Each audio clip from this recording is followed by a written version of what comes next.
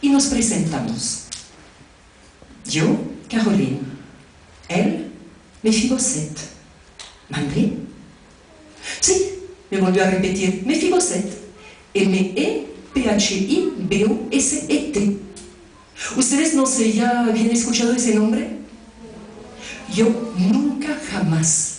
Así que le pregunté, ¿y de dónde viene? Y él me dijo, ¿mi nombre?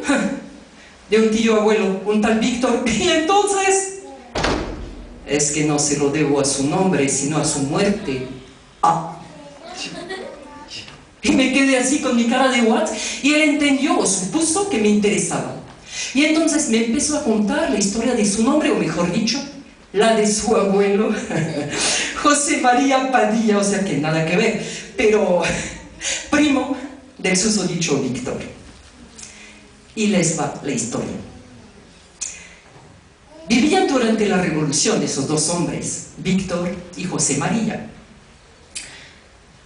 Uno murió de una bala perdida cuando apenas se asomaba para fuera de su casa. El otro, quien tuvo a bien de reemplazarlo al cuidado de las Gutiérrez, madre y hermanas del difunto. El otro esquivó 3 veces la muerte antes de llegar a Villa Escusa, donde lo esperaban precisamente las Gutiérrez. Estaba en México, donde se curaba difícilmente de un mal de amores, ese mal pequeño burgués, cuando de pronto le llegó la noticia vía telegrama de la muerte de su primo. Eran el uno para el otro como hermanos. Entonces ese golpe lo compuso. De golpe se sintió bien, ya curado de su mal de amores, y enseguida emprendió el viaje para Villa Escusa, ese pueblito del norte donde por ser 1915 era totalmente inconcebible dejar solas a unas mujeres excelsas entre villistas furibundos y lúbricos. En aquel entonces han de saber que el tren, ya les hablamos varias veces del tren, funcionaba. Lento, pero sí llegaba a su meta. Claro, como los viajes duraban y duraban varios días, el tren se paraba en todas las estaciones. José María tomó el primer tren que iba hacia el norte.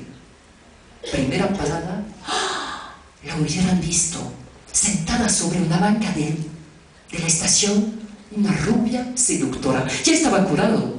Él bajó en cuanto pudo para seducirla. En ese instante, tras él, tronó el vagón en donde iba. Esa fue la primera vez que se salvó.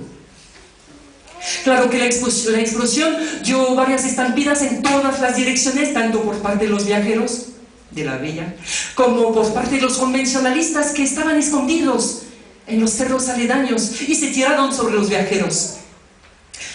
José María Padilla logró esconderse en una milpa alta, pero de pronto lo avistó un jinete rabioso que le dijo: ven pa' acá, pinche Carranglán, y el otro de defenderse: yo no soy Carranglán, ni siquiera sabía de quién se trataba, apenas estaba al tanto de la revolución, él con sus males de amores, ¿no? Por suerte, milagro, entre el jinete y él, de pronto, un calzonudo que iba con la 44 izada, cual si quisiera disparar, así que el jinete le vació la munición completa de sus pistolas, 11 balas en total. Fue la segunda vez que se salvó el José María Padilla, abuelo del que me contaba su historia. La explosión del tren se debía precisamente a los convencionalistas. Querían robarse el vagón de la tesorería. En eso habían fallado. Bueno, mataron a uno que otro, no más para hacerse respetar. Pero eso sí, tomaron a rehenes para poder intercambiarlos por prisioneros. Y les pidieron que se presentaran.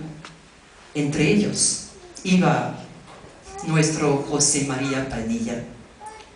Cuando le tocó el turno de dar su nombre, quien lo escuchó se persignó. Ave María Purísima, Y a unos indios que estaban a su lado, agárrenlo muy bien, y se fue corriendo para avisarle a un cabo. De regreso con el cabo, empezaron a llover las órdenes. Ustedes llévenlo a una celda de la alcaldía. Tú ve a avisar al general. Y usted, gran hijo de puta, aproveche sus últimas horas de vida, que a la mañana lo fusilamos. Esas últimas palabras iban dirigidas al abuelo del Mefiboset. No entendía nada. Pero una vez en la celda, bueno, mejor dicho, en camino hacia la celda, camino hacia la alcaldía, comprendió que tenía el mismo nombre que un desgraciado sanguinario cuyos asesinatos esperaban ser vengados. El otro, José María Padilla, tenía 30 años más, pero también el mismo nombre, un nombre homónimo, así que por más que el joven intentaba decir, no soy yo, por favor, están equivocados, no puedes... Los demás lo callaban hasta con puñetazos para que por fin se le acabaran las ganas de opinar y contradecir. Y una vez en la celda le confirmaron que sí, al día siguiente lo llevarían al paredón.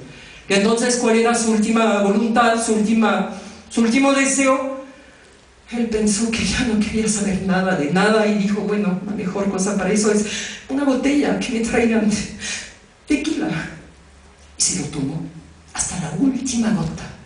Ya medio borracho, pues le valió gorro. Morir al día siguiente o años después daba lo mismo. Pero no solamente no lo despertaron a las 5 de la mañana, sino que durmió su noche completa y hasta más, y cuando despertó ya bien avanzada la mañana con una jaqueca de esas espantosas. Sentía golpes en la cabeza y de pronto vio un hombre, el general al que habían avisado. Había llegado para reconocer al asesino Padilla frente a ese joven.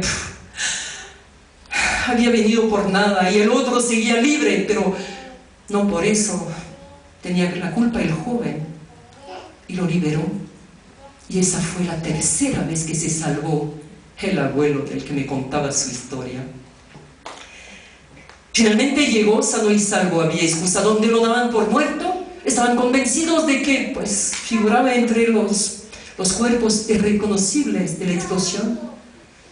Claro que el tren no llegaba hasta Villaescusa, entonces había tenido que caminar desde la estación hasta Villaescusa, y en camino había estado pensando y había decidido que ninguno de sus sucesores sufriría lo que él por tener un nombre tan plebeyo. José María Padilla, tan fácil encontrar a otro. No. Finalmente llegó el momento. Pues sí, el momento de buscar un nombre para su primogénito. Se le ocurrió recurrir a la Biblia. La abrió y la hojeó, página tras página, fijándose en cada nombre que venía. Cuando de pronto encontró ese nombre que el otro me dijo grotesco, ridículo, de Mefiboset, pero a él, al abuelo, se le hizo divino. Y lo escogió para dárselo a su hijo, mi padre, que me lo heredó. Pues al que había encontrado, había acabado su historia, pero de pronto me di cuenta de que seguía hablando en voz baja, como para sí mismo. Yo presté atención y ¿saben lo que escuché? Ahora solo espero la hora de mi venganza, el nacimiento de mi hijo. Pero pues ya había callado, nos despedimos, mucho gusto, y cada quien nos fuimos por nuestro lado.